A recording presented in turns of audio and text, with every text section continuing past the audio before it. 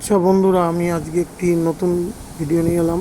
আপনার পাসওয়ার্ড কতটা স্ট্রং হয়েছে সেটা বোঝার জন্য আপনি গুগল ক্রোমে গিয়ে লিখবেন পাসওয়ার্ড স্ট্রেংথ চেকার।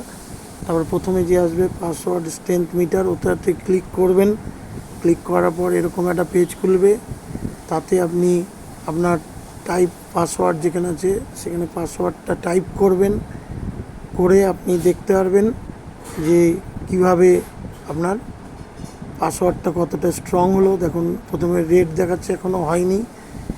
এরপরে আসবে ইয়েলো, তারপরে আপনার আসবে এই গ্রিন এলো। মোটামুটি স্ট্রং হয়েছে কি না, স্ট্রং হয়েছে এবং দেখাচ্ছে যে একজন ক্র্যাকারের 3 মান্থস লাগবে এটা ক্র্যাক করতে।